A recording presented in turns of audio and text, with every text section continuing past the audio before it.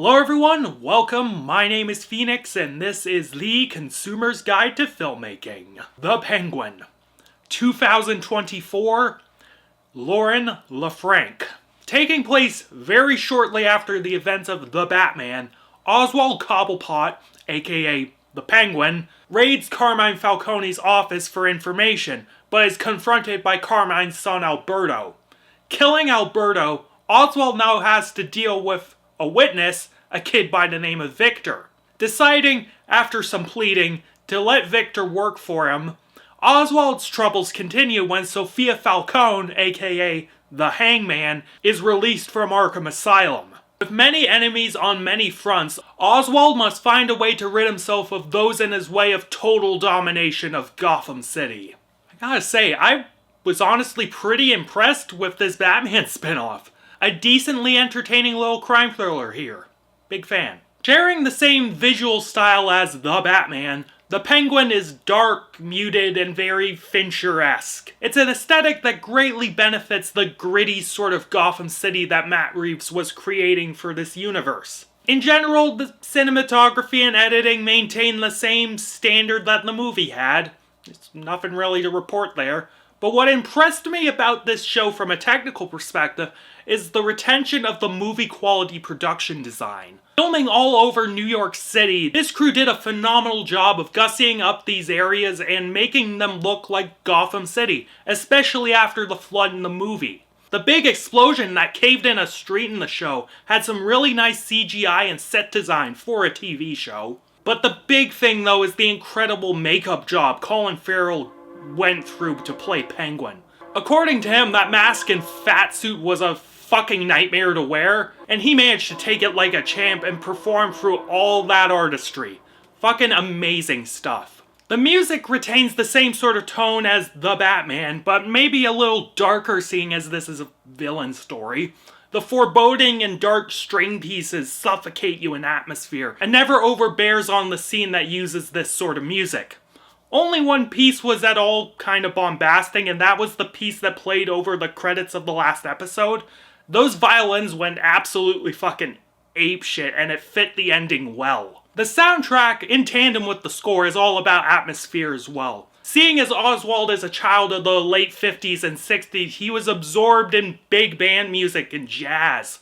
Sometimes passing that through tons of ethereal filters, the songs they use fit Oz's character and his background. But the series is more concerned though with its alt-rock and underground stuff.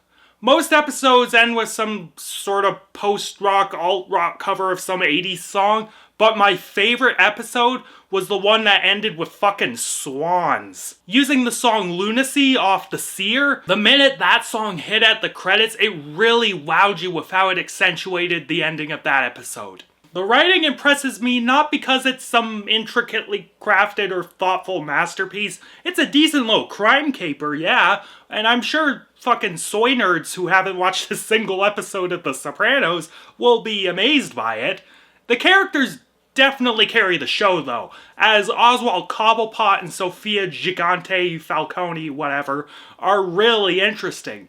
The latter is a woman used as a scapegoat for crimes her father committed, and eaten alive by Arkham Asylum. Taking revenge on the men in her family that wronged her and kept her down, including Oz, became her entire life's goal.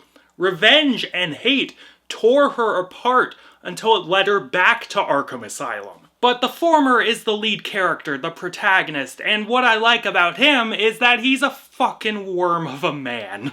None of that frilly moral ambiguity bullshit. Oswald Cobblepot is a stone-cold scumbag.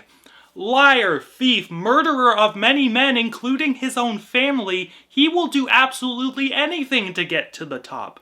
Despite him deluding himself into thinking he's some champion of the working man and that he's doing this all for family and the average Joe, all Oz cares about is himself. The only lingering bit of thoughtfulness that we are left with is that maybe he is a little self-aware that he is a trash human being, but that doesn't matter. And that's what I admire about this show. Even though he is a complete shit stain, he is our protagonist.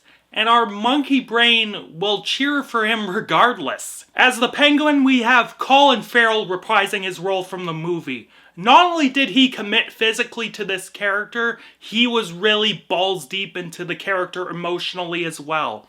Channeling the likes of James Gandolfini, Joe Pesci, he talks with that thick New York accent and he charms you easily. But it's the moments where he panics, or he is confronted with the many actions he has committed, that we see that brash veneer break down, and Farrell is able to show some reasonably powerful emotions with this character. To counter him, we have Kristen Milioti as Sofia Falcone Gigante, the Hangman.